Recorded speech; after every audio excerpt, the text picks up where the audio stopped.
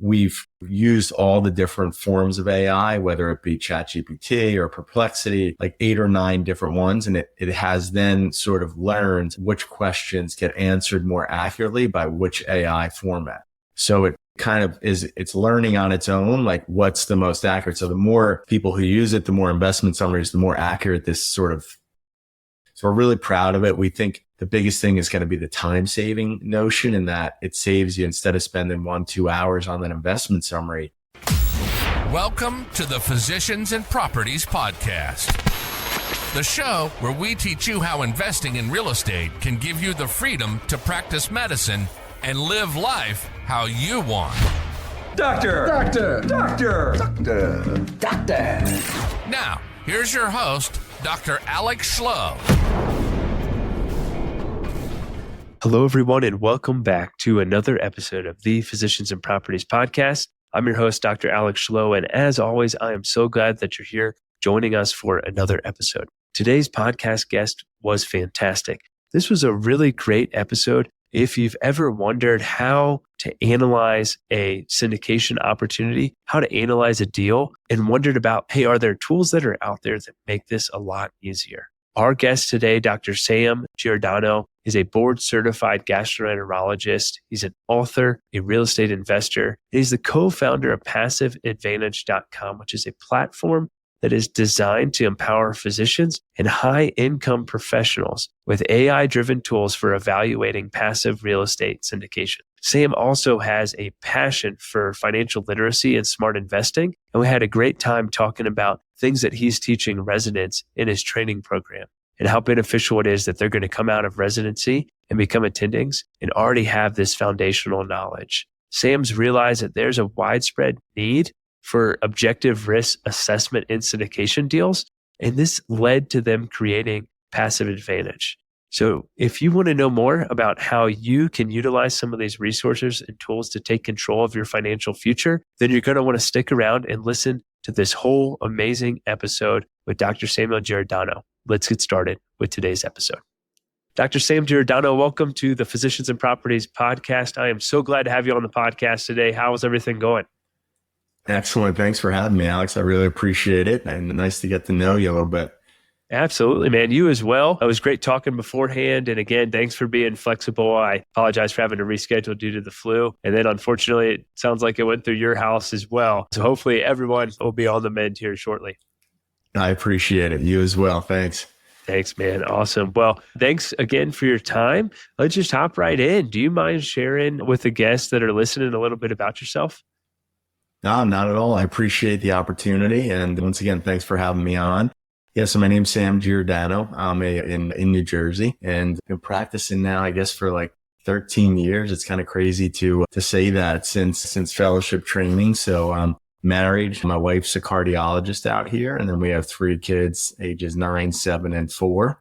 So they certainly keep us busy. And so it's just been fun now that I'm a few years out of training. I have a little bit of time to get sort of student loans thankfully paid off and get some of my retirement accounts maxed out and doing all that kind of stuff. So it's I teach fellows and residents in our training program, personal finance. And so, I always harp on them to kind of, I always heard from the white coat investor early on, like live like a resident for like 5 years. And then once you get some of the high interest credit cards and student loans paid off, you can kind of start loosening the purse strings and saving for a house. And so I ingrained into all the residents and fellows now. So it's nice to be coming through the other side a little bit.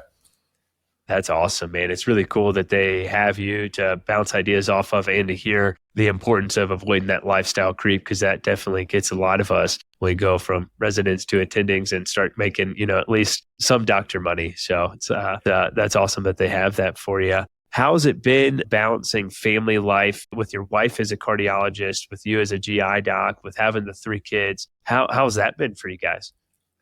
Yeah, it's not easy. And early on, when we had our first kid, I remember the first week to this day when she went back to work, and she would come home, and every day she was basically like crying. Like she was like, I'm conflicted between being a mom and a cardiologist. And I was like, listen, you have to talk to your job, figure out what you want to do. So thankfully, because we had both of our incomes, because soon thereafter I was doing some of the real estate stuff on the side, we had some financial flexibility that she was able to cut down to 4 days after the first kid.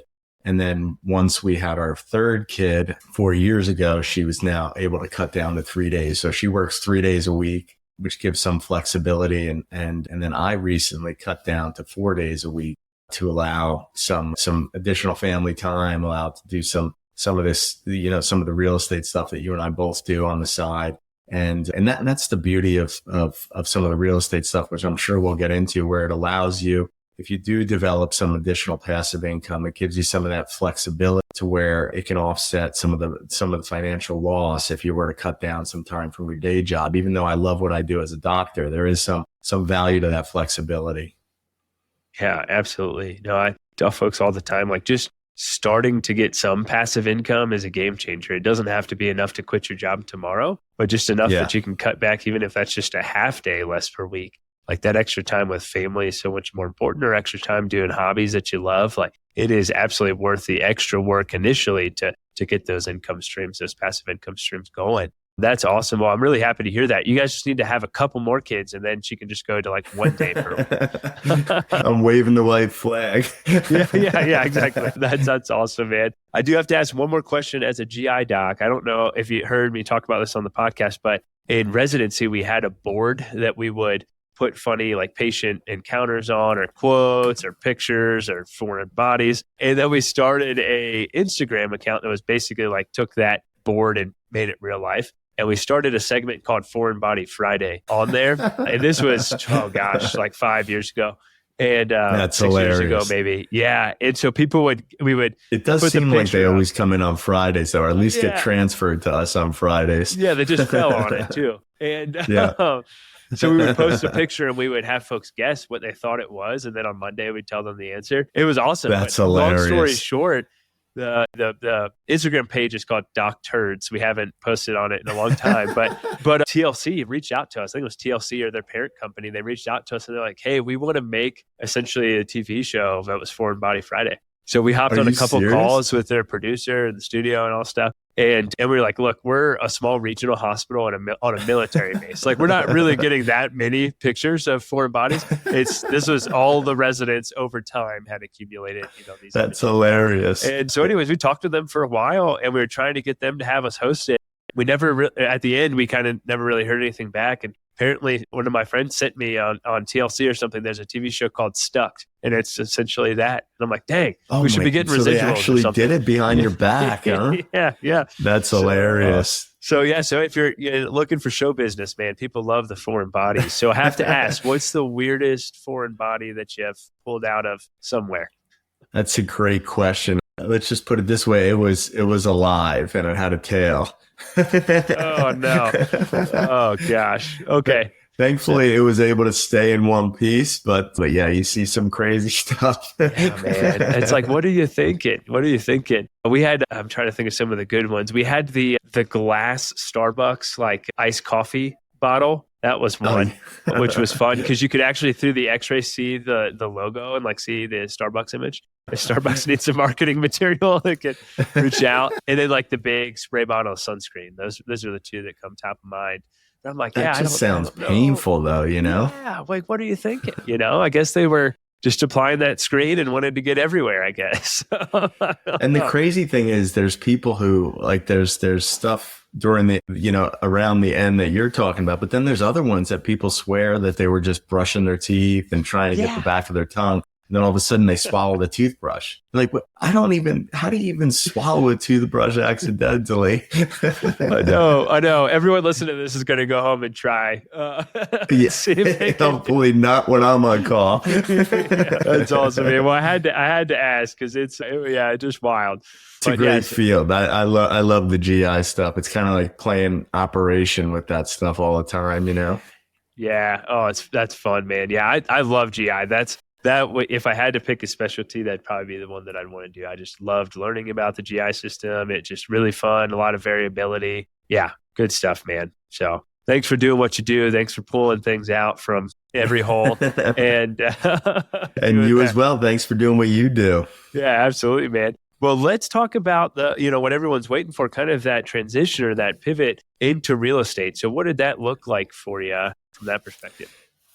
Yeah, so I kind of alluded to it before, but I'm pretty savvy with personal finance and teach it to the residents and fellows. And it's really not like like I said, I have to give credit to Jim Dolly at White Coat Investors. When he was coming around in like 2008, I think is when he started his website. That was around the same time that I was in residency. So it sort of coincided. Him and I are probably similar ages. And I was just kind of following him and doing what he said. And once you get the hang of it, it's not that difficult to like max out, especially if you're employed, to max out your pre-tax stuff, to do your backdoor Roth IRAs if your income doesn't let you qualify, to max out your kids' 529 or, contribute to your kids' 529s, pay off your student loans, no high interest credit card stuff, be sort of, be reasonable with like auto and homes. And that's kind of like, once you have that stuff down, which I try to get my fellows and residents to get to that point, maybe like 5 to 7 years out, depending on how many loans you have,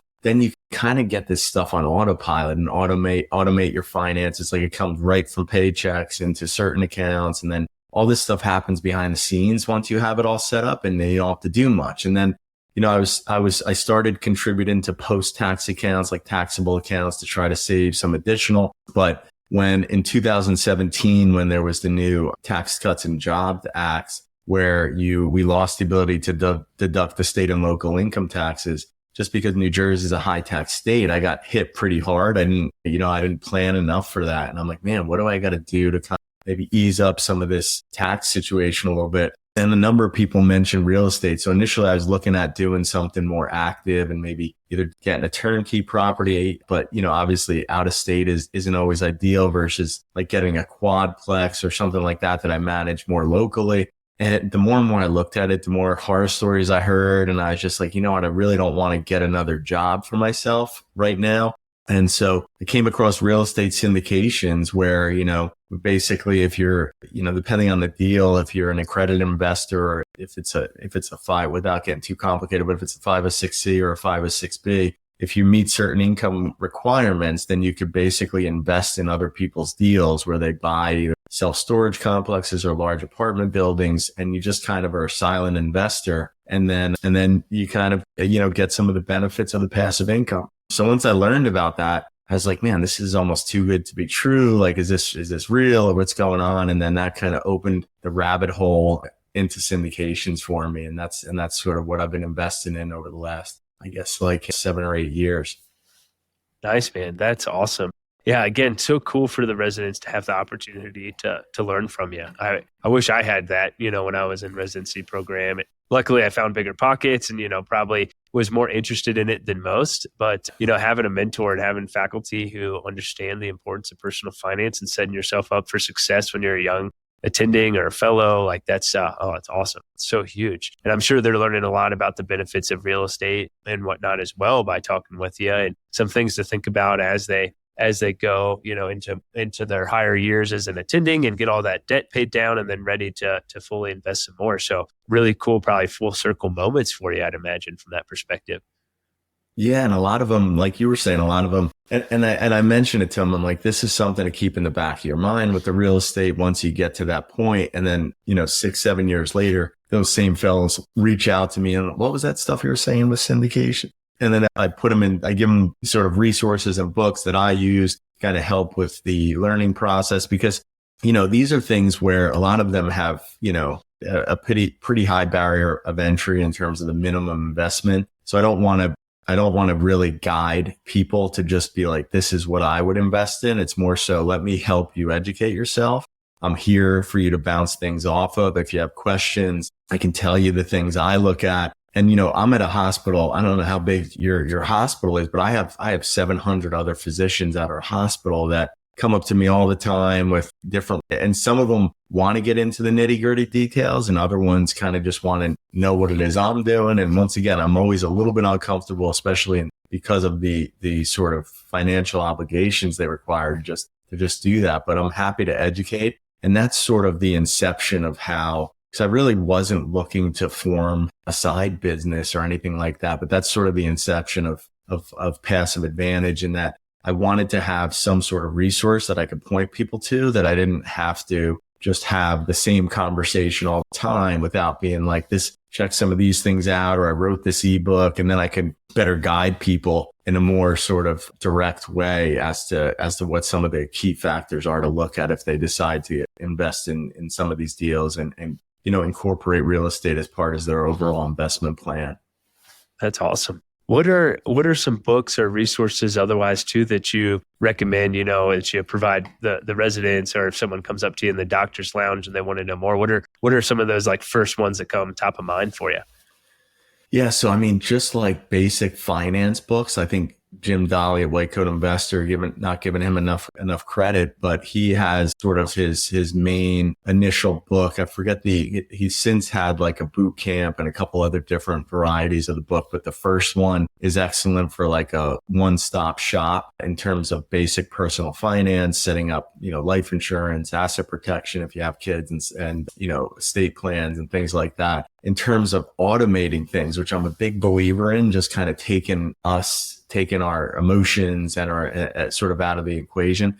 I love the book, The Automatic Millionaire. I think that's a great book in terms of automating things where it sort of harps on how you set up certain accounts and you have different things coming and going without really doing anything. And then I think the last one that's kind of got a cool flair in terms of it's sort of like a younger flair, but it also has a lot of good information. It's kind of like a hybrid between the White Coat Investor and the Automatic Millionaire. I think his name is Ramit Sethi, has a book that's called I Will Teach You to Be Rich. So from a basic personal finance standpoint, those are three of the ones that really kind of had an impact on me in terms of getting some of the automations in place, making sure I have all the sort of structural foundations to where when I'm right out of training, I can kind of get that stuff squared away, and then I can build on it from there. From a real estate standpoint, there's a couple other ones that I'm happy to give you as well. But as far as the personal finance ones, I think those are three of the top ones that I would start with. Yeah, those are really good. And if folks want to keep reading more, Set for Life by Scott Trench is a really good one. And then Why Doctors Don't Get Rich by Dr. Tom Burns, that's a really good one as well. Yeah, so there's definitely some great books out there and a lot of learning. And it can be overwhelming, but it's also like if you went to med school and got into residency and especially if you're already graduated residency and survived residency, you can 100% figure out personal finance and investing and do well. It's like you mentioned, it's not really that hard. Especially, if you follow like Jim Dolly's principles and how he has things set up and automated and taking the emotion out, like you mentioned. So you're not just selling as soon as the market starts to drop and all these other things, like just set it and forget it. I love real estate, but I do think that there's a place to be, in the stock market and invest in your Roth IRA. And for me, TSP and some of these other avenues, I think it's good to be balanced from that perspective. And you can also use the IRA to invest in real estate if you really wanted to and go from there. So there's a lot of flexibility and kind of crosstalk amongst the different kind of asset classes.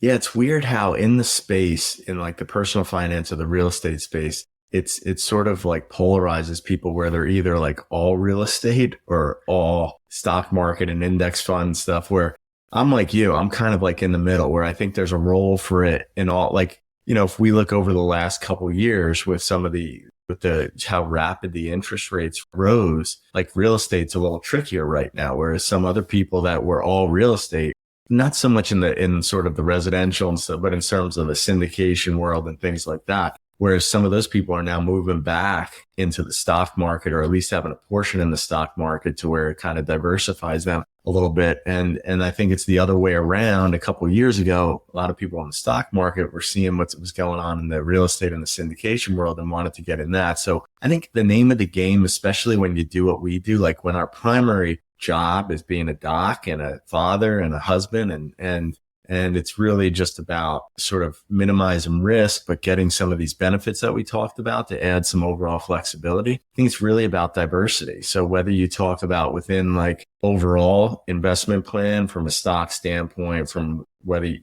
it's a taxable account, a Roth account, a pre-tax, I think there's value to all those within that, but then also having some real estate in, because I really look at the REITs as more of I don't really look at that as much of a diversification as that's more of like a stock play. But I do look at some of the sort of syndications and other investments as a diversification. Within the syndications, then once you have the financial wherewithal to do so, then you can diversify into multifamily, self-storage, mobile home, other different asset classes, then diversify across different sponsors. So it can get pretty granular, but once you have that, then it's just a risk mitigation strategy, which I think is good to do. And you can't always do it all instantaneously. Like you can't have instant diversity unless you don't have index funds for like real estate stuff. They do, but it's not the same diversification. But especially in real estate, you need a little bit of time to get some of that diversity that we're talking about.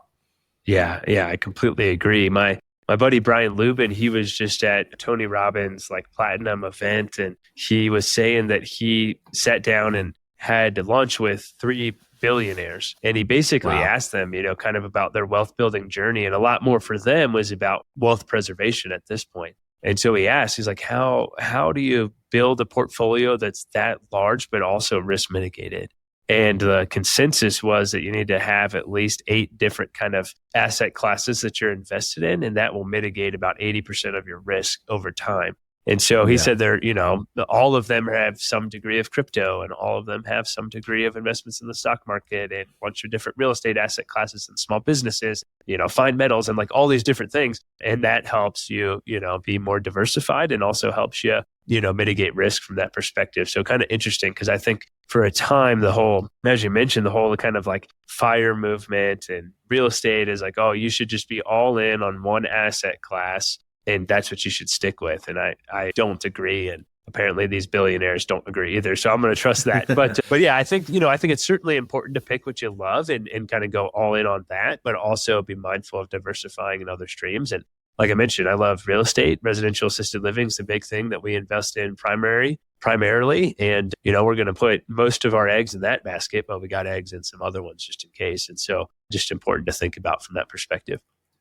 Yeah, no, I totally agree with you. And that's what I tell some of the residents and fellows who are like, well, what do you think about Tesla, or what do you think about Apple, or what do you think? And I tell them, I said, listen, I'm only a stock picker. One, I don't pick stocks, but if I do, I usually leave it in my Roth account. So it's not anything where I have to deal with any taxable events, or if I sell or buy. But I say the only time I do that is if I feel like I have a competitive advantage, because there's people who do this all day, every day. Meaning, picking stocks and buying and selling and all the automations and different things that go into it. Like I have no chance in that space, except if it's like a GI specific thing. So there's like, it's not so much like tips. It's just that I'll see something new and I'll be like, this is not going to do anything, and it's not going to work in the GI world, because there's only so many GI docs in the country. So it's not like there's millions of GI docs that can, know how to, figure out if this thing's going to work or not. But if I see something that's fairly new and I'm like, what, I like this, or it's a good medication or something, then I'll invest in something like that.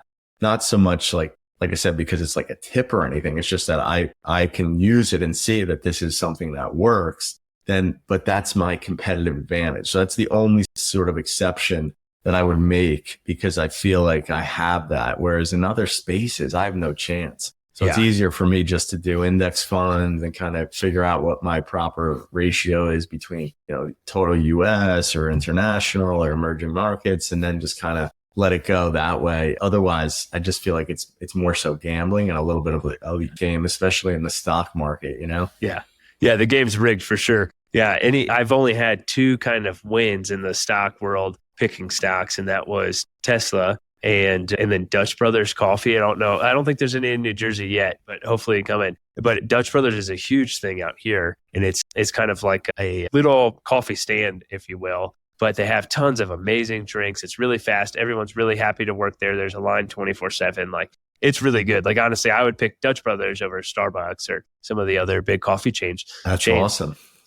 Yeah, and my wife and I were like, man, every time we drive by Dutch Bros, there's this huge line, and they're getting people in and out fast. And so I heard that they were going to IPO, and I was like, oh, I'm buying some stock in Dutch Bros. And luckily that's done really well. But those 2 wins definitely don't offset the losses for the others that I tried. That was just like catching a falling knife or something like that. So, but no, I completely agree that competitive advantage is helpful. I mean, I think a lot of primary medicine docs, as we started here in GLP-1 agonists, get talked more about like maybe considered investing in some of those companies and those sorts of things as well. So I think I think if you have a competitive advantage, sure, go for it and make sure that that's a small piece of your portfolio that you don't mind completely losing, because otherwise the index funds are going to do way better. And I'm definitely, and it's less stress because you got to pick like when you got to be right twice. So like you got to pick when to buy and when to sell or when to get out. And it's just, you could get lucky sometimes, but it's just hard to know exactly when that's going to be. But I think there's a point like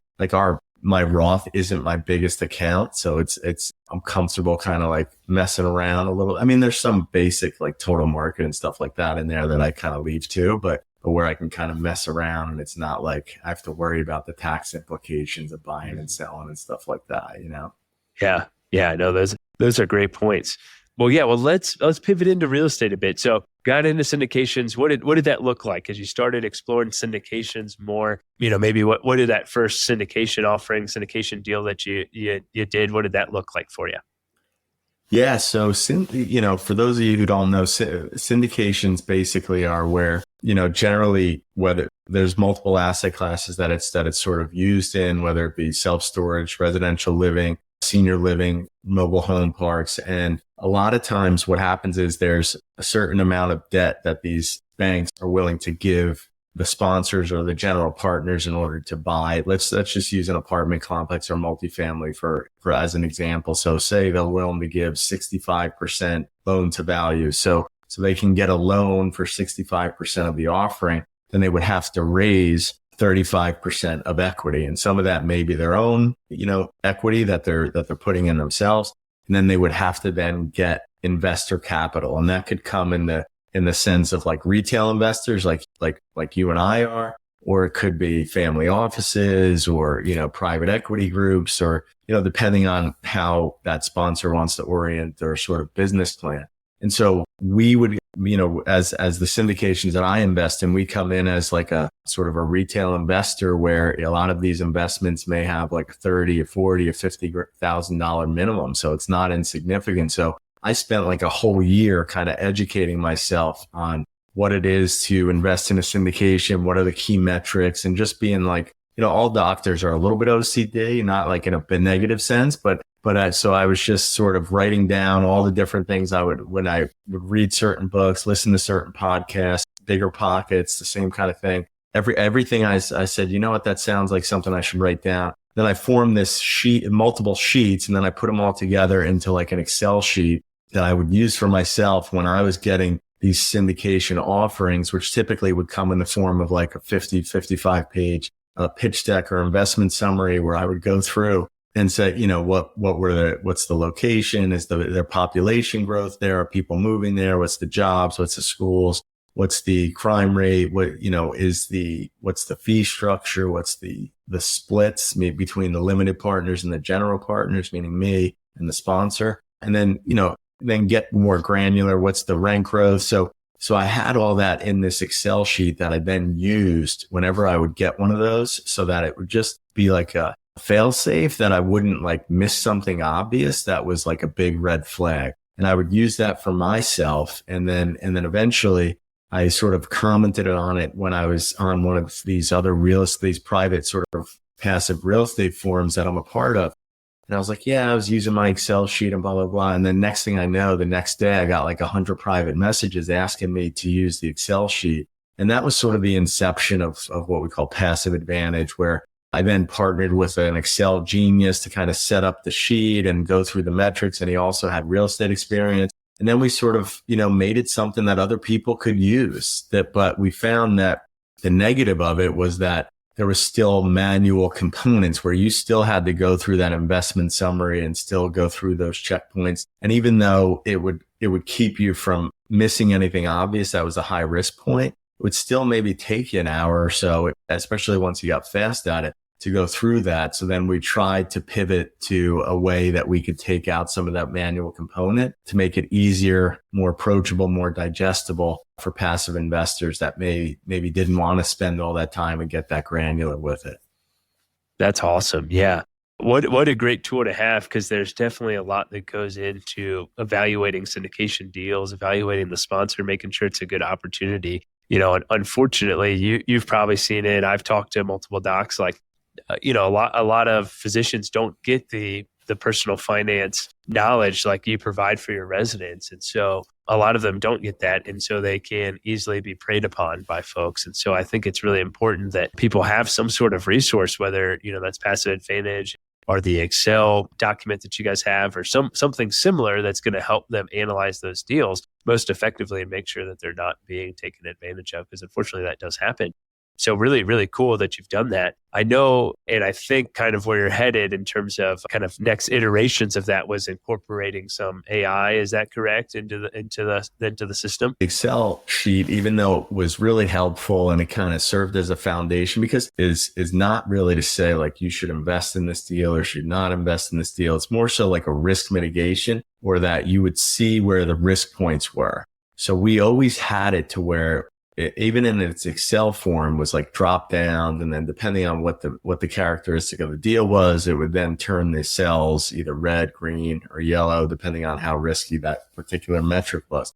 So it's really just sort of a risk point analysis to where you could say this part of the deal seems to be a little higher risk. And even if you still want to invest, you could then go back to the sponsor and say, listen, can you explain to me what the reasoning is on this particular thing? So in doing that, the second component is that there was an education part of it, and that after you've put in several deals and got used to the different metrics, then you start to think about it yourself in terms of this sort of lattice or this foundation of like, what's the stuff I really need to look for?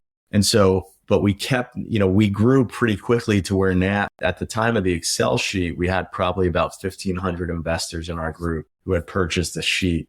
And then more recently, we were getting more and more emails from these investors saying, listen, is there a way to take the manual component? Like what people had suggested, could we have the sponsors fill out the Excel sheets, or could we pivot into something that's less manual? So then we sort of had to figure out what we wanted to do as a business and stay in the Excel form, or whether we wanted to pivot into more of a software. And then we enlisted 2 additional partners that were software engineers, that's all they do was kind of the software version of things, and then modified the Excel sheet into a software where now basically an investor takes an investment summary that they get from the sponsor. They pop it into what we call it the app. It's still the limited partner deal analyzer, which is what the Excel was, but now it's the app. And it kind of answers like 70 to 80% of those questions that you had to kind of go through manually on its own. Now it's still AI, and it uses sort of a proprietary like AI agent, in that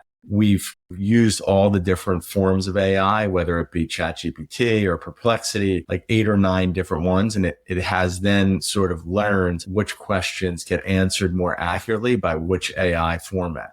So it kind of it's learning on its own, like what's the most accurate. So the more people who use it, the more investment summaries, the more accurate this sort of the AI agent gets. And so when you put that investment summary in, it kind of pops out 80% of those things, those metrics pre-populated, to where you still have to check it because it is AI. But even like the little things where say you wanted to see, is this what's the population growth in Dallas, Texas, or a suburb of Dallas? Like, so you would use a zip code and then go to like city data or census gov, crime rating, or a school rating or niche or whatever. Now, all of a sudden, this gets the zip code from the investment summary and has all those market metrics all pre-populated as to what the variables are, without having to ever leave it and go to another site. So we're really proud of it. We think the biggest thing is going to be the time saving notion, in that it saves you, instead of spending 1-2 hours on that investment summary, you could get to that point in a lot quicker period of time, to where then you can go do it. Like you said, whether you want to go spend some more time with your family, do a hobby, or just do things you want to do, and not so much just trying to figure that stuff out. So it's pretty cool tool. Sam, that's awesome. I almost sounded like a total dumbass earlier, because I was going to be like, hey man, did you know you could take those like the offering memorandum or those slides and put them into ChatGPT and it'll give you like some answers? So I'm glad I did say that, because you guys are miles and miles ahead with what you're doing at Passive Advantage. And you really could do it if you want to answer the questions one by one. Yeah. You know what I mean? Yeah. But then before you know it, you have to then, go back and kind of put it in, whereas now it puts it in an easily digestible format, and then it still assigns the color coding, and we have sort of metrics, that different variables that score more, like in terms of the key components, we have higher scores. So it's like uses like 125 different metrics to sort of get an overall score based on the risk of the deal. So you're totally right. You can put it in yourself. There's some things that ChatGPT is not very good at. So then other sort of AI platforms are a lot better at it. So it's just this like trial and error and trying to figure out what works best. But it's pretty cool that we're able to save people time. I mean, I think that's the thing I'm most proud of, because I think the real estate space needs to be sort of changed, in a sense that right now there's a lot of limited partners that are sort of dissatisfied with some of the deal results and where things are, and capital calls and pause distributions. And then sponsors on the other side are also having a lot of difficulty raising capital. Like some people are raising like a third or an eighth of capital that they raised before the interest rate craze. So I think there needs to be sort of a bridge in between sponsors and limited partners to kind of come back together a little bit. And I think the key to that is the transparency, which is what hopefully this will kind of help to do, to get people more comfortable on both sides of it. That's awesome. Yeah. Super cool. Here I am thinking about, ChatGPT and looking at one variable, and like you mentioned, still having a hand jam, and you guys have just figured it out, man. That is awesome. It definitely saves time. I mean, time's our most valuable resource, and especially, as busy physicians, even more valuable. And so it's really important to figure out, hey, how can you save that time wherever you can? But more importantly, how can you get the right answer to invest in the right investment that's going to change your family tree down the road? And so really important Absolutely. to do that. And that's awesome. What, maybe from your side of things, what are the asset classes that you like to invest in the most, or what are you seeing the Passive Advantage being used more for at this point in time? Is it still kind of more multifamily, or other asset classes that folks are getting more interested in? Yeah. And I like having sort of an overall diversified portfolio. So I think I'm in close to 30 syndication deals at this point in time. So I would say maybe 50% is multifamily. And then I do have some self-storage. I do have some mobile home. I have some other asset classes, some industrial, some triple net stuff. So I think that ultimately, once again, this takes time to build that up. I've been investing since 2017. So it takes time each year. You got to figure out how much you want to put aside to invest in that. But the beauty of it is that if you don't need to use that passive income at that point in time, you can just sort of build it up and then use that to invest in other deals. And then before you know it, it starts to snowball, and then certain deals are being sold, certain ones, and then you redeploy. So right now the tool is mostly focused on the multifamily, but we're probably like 1 to 2 months away from having self-storage and mobile home. And then eventually we're going to pivot out to senior living. And then we'll also have one that's more focused on real estate funds, because I know a lot of people want to get into investing in funds, and that gives you sort of an instant diversification, but you have less ability to do some of this granular vetting unless you get sort of, details, which you don't get generally as much as when you do single asset deals from these funds. But there are still key metrics to look at, like how many K1s is it, with tax implications and things like that. So that's probably going to be the most. But our goal is to have all asset classes. So if somebody wants to get it evaluated, then we'll just kind of pivot into different metrics. And some of them is the same. Like if you think about the sponsor metrics, most of the like how many full cycle deals have they ever had capital calls? Like some of the basic stuff that we ask everyone: what's the team? How many members are on the team? Are they vertically integrated? Do they have in-house property management? Like some of the stuff is sort of appropriate across different asset classes. But when you get into the more granular deal specifics, that's where it sort of deviates a little bit between the asset classes. But our goal is to have evaluators for all of them. That's awesome. Super cool, man. Well, what are you excited about in the future? It sounds like, kind of growing, of course, and adding more asset classes. What else are you excited for? What else are you working on in the future, but whether that's professionally or in your real estate adventures? Yeah, sort of professionally. So as of about, 6 weeks ago, I had mentioned I kind of took Fridays off. So I'm still working the 4 days a week, but it's nice to have that flexibility to be able to have that extra day, both in terms of spending some time with family, having a dedicated day to do some of this real estate stuff and focus on that. Thankfully, a large part of the sort of engineering build out, and I wasn't hands on in that, but just kind of like involved in the process, which is completely foreign to me. It was a learning experience trying to figure out how to speak the language of some of the engineers that we have, but they were awesome and they created an awesome product. But now to be able to just iterate and figure it out along the way. And I think, in terms of what I'm excited about with the real estate specifically is that right now we have the Passive Advantage app where individuals, limited partners go in there, they put in the investment summary, they get 80% or so of the questions answered, and then they go through and figure out like, what do they have to tweak? Like, did AI answer that right? Is it not right? And we make it as easy as possible. Like, we put page numbers of the investment summary in the answer to where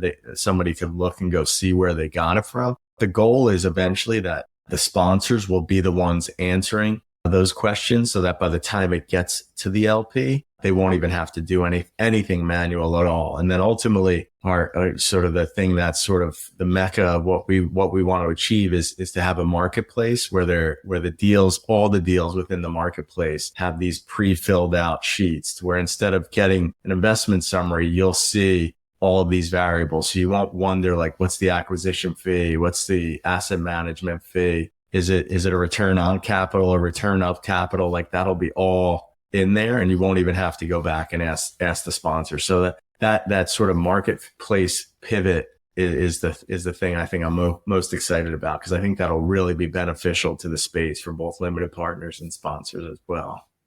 Yeah, absolutely. That's so cool. Well, I'm excited to hear more and see more about what Passive Advantage does now and into the future and see that marketplace. It'll be cool to just have one-stop shop for everything right there and have that transparency, which is much needed. That's awesome. Well, Sam, if folks want to reach out to you, they want to learn more about the Passive Advantage or how they can utilize that for their next deal, how can they do that?